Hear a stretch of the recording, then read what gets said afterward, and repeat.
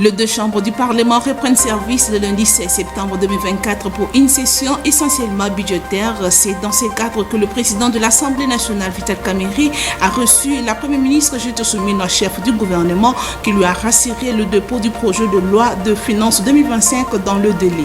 En ce jour à Bunia, le député national Paul Babangou, le Ludurumu, était à la rencontre du gouverneur militaire de l'Ituri, le lieutenant-général Luboya Kashamadjoni, question de monter des stratégies pour arrêter cette aventure de ce mouvement terroriste. Il est l'heure de vous informer. Mesdames et messieurs, bienvenue dans cette session d'information dans l'actualité. Le président de la République, Félix Tshisekedi, a procédé à l'ouverture solennelle de travaux de la 8e édition du Salon de développement de villes, des corridors de développement et des zones économiques spéciales dénommées Expo Béton. C'est dans la salle du congrès du Centre financier de Kinshasa. Reportage de Ginelle Pezo.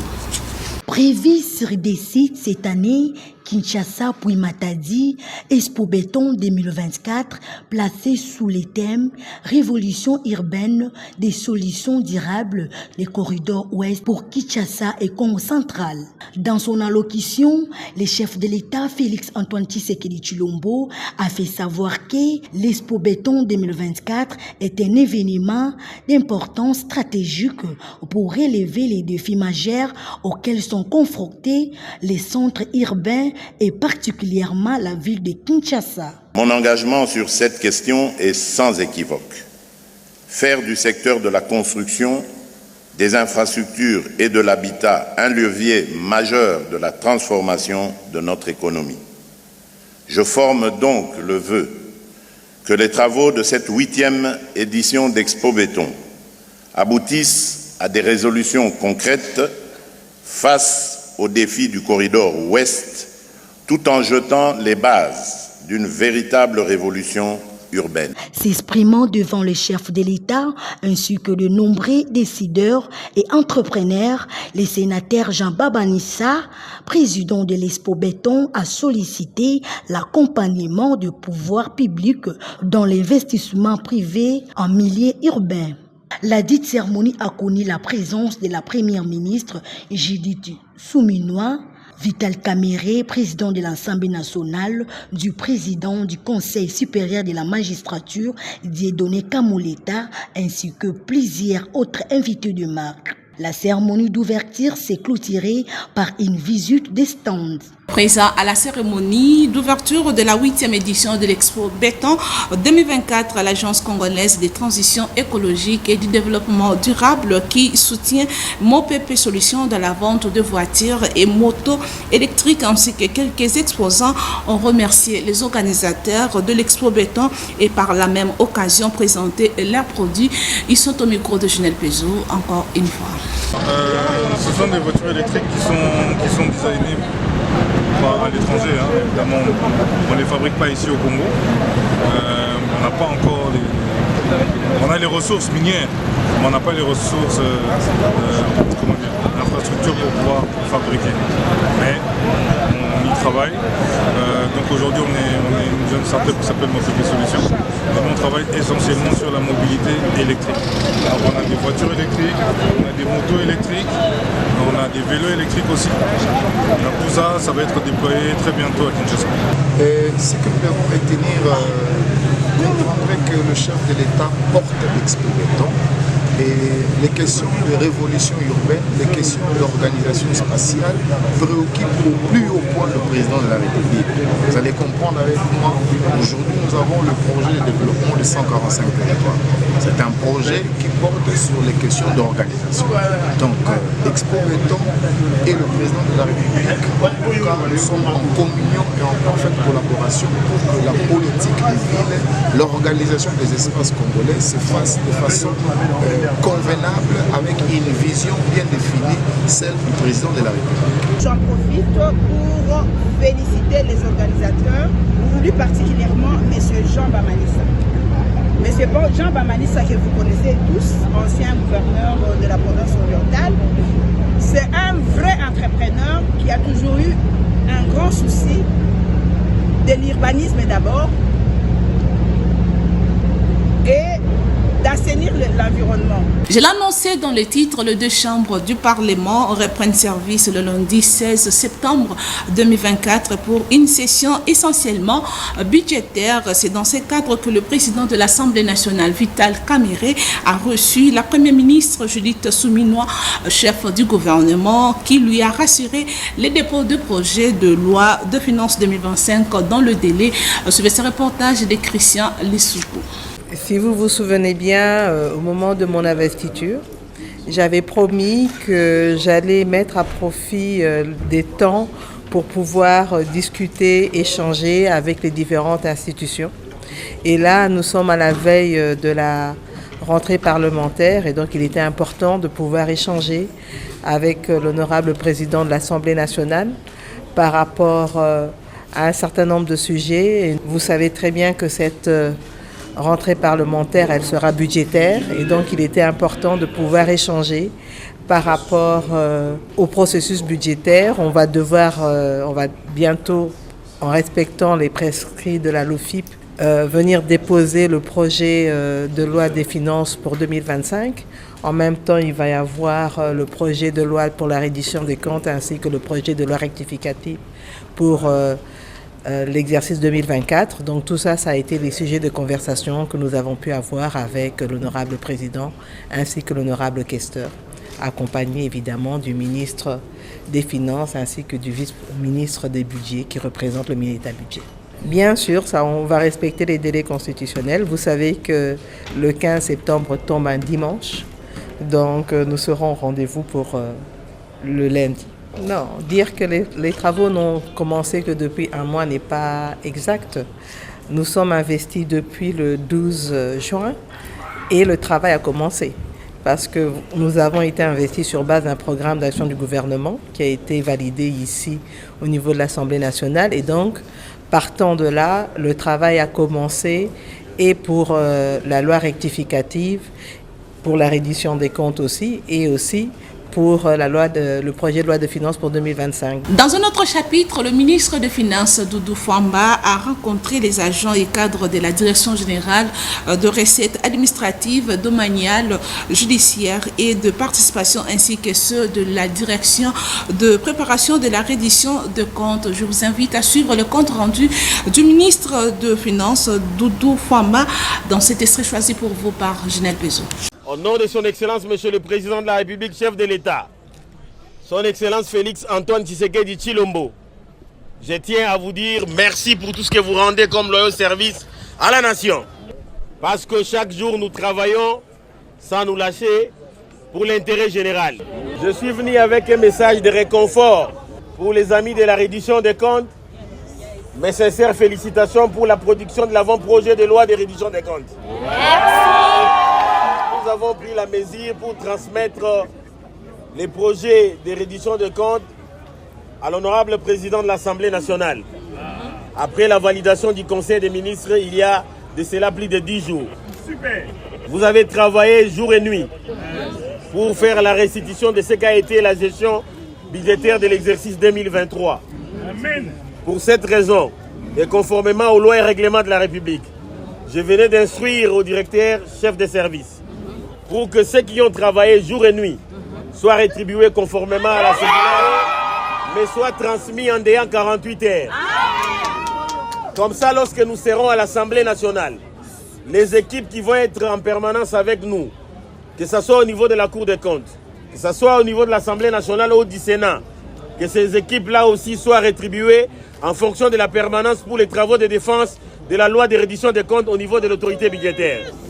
Voilà ce qui a été demandé au niveau du directeur chef de service de la reddition des comptes. Je suis conscient des conditions dans lesquelles vous, agents du ministère des Finances, vous êtes en train de travailler.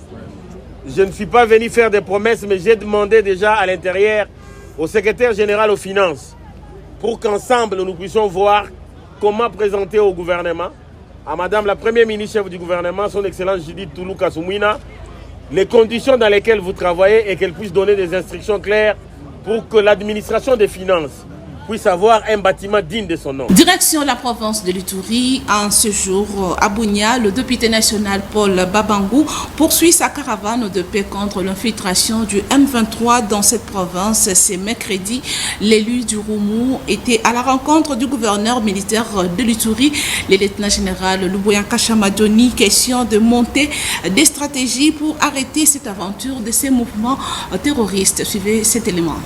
Après les échanges avec le commandant des opérations et gouverneur militaire de l'Ituri, cet élu du peuple a demandé aux jeunes ituriens à pouvoir boycotter haut et fort toutes les sollicitations du M23 et leurs alliés. Je suis le porte-voix de la communauté Walendu Bindi.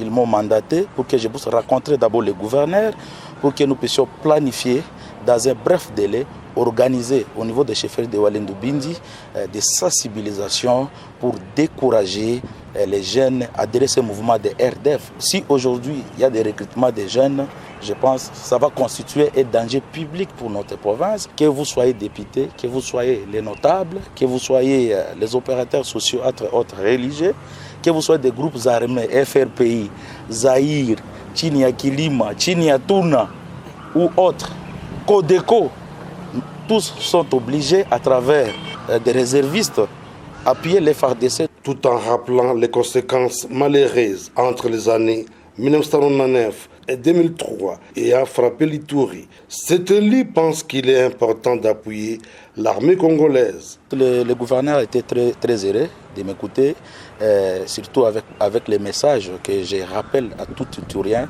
de ne pas céder à cette demande de RDF via MV3, l'air supplétif, de venir une fois en Ituri occuper cette province ou bien agresser la RDC à travers la province de l'Ituri, car l'histoire se répète.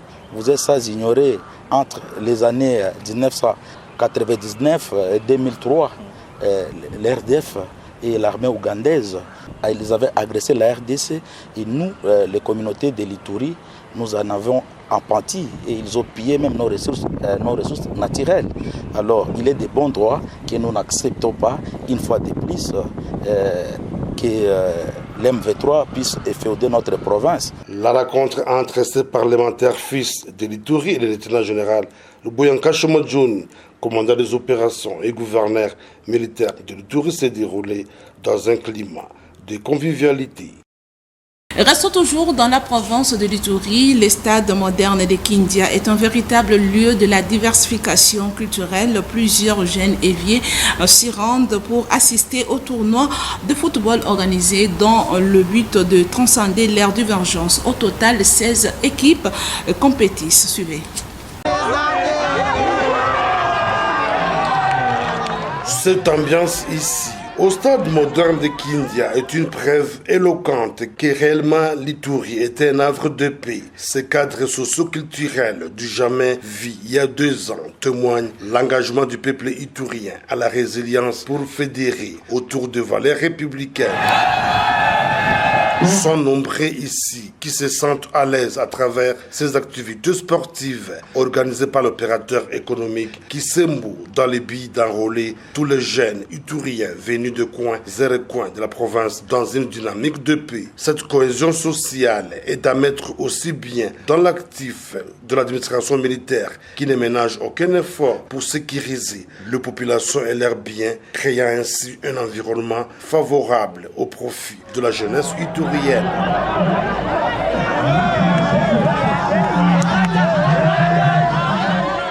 Le commandant du groupe d'intervention de Mwamba, le major Matadi Sylvain, a présidé une parade au marché du rond-point Gaba où il a sensibilisé les hommes en uniforme sur le bon fonctionnement de leur travail. Julia Mwamba et Delphine Tundula. C'est ce reportage. Le major Matadi Sylvain, chef du groupe d'intervention du Mwamba, a présidé une parade dans la commune d'Ingaba, non loin du marché des ronds-points Ngaba. Dans son mot, le major Matadi Sylvain a martelé sur la discipline du corps policier, le respect des biens de la population, ainsi que le respect des services intérieurs. Le respect du corps est acté.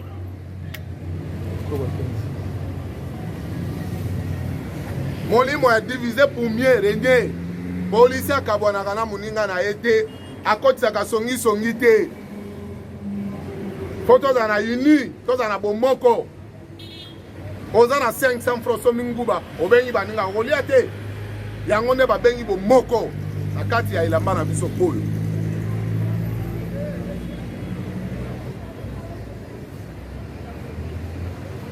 Chose grave, dimanche, journée à relève, na état-major à police à la moko. Baomo na biso mbula matali tozo baluka, aba jeep tozo tambola. Moutulera azo kwa moi kopo na ye, azo sentir que oui, naza sécurisé parce que police yango yo ezo tambola. Siko biso nyonso. Tokomi loko la population, image tokomi na babari, tokomi tozo mela. Siko nani azo batela nani? Notons que le commandant du chef du groupe d'intervention du district du Moamba a insisté sur la prise de conscience de tout un chacun en les rappelant leur rôle au sein de la population. Et de l'autre côté, la grande avenue Ouagenia à Yolo Sud, dans la commune de Kalamo, se trouve de nos jours abandonnée à son triste sort. Les usagers de cet axe routier interpellent les autorités pour deux solutions aux douanes. Reportage de Djibril Bakama et de nos stagiaires de l'IRGM. Ici, nous sommes dans la commune de Kalamou, précisément au quartier Le Sud, sur l'avenue Ouagenia, qui est actuellement dans un état de délabrement très avancé, où les usagers éprouvent d'énormes difficultés pour vaquer à leurs occupations. Face à cette situation critique, la population vivant au quartier Yolo Sud lance un appel au gouvernement provincial d'intervenir le plus vite que possible.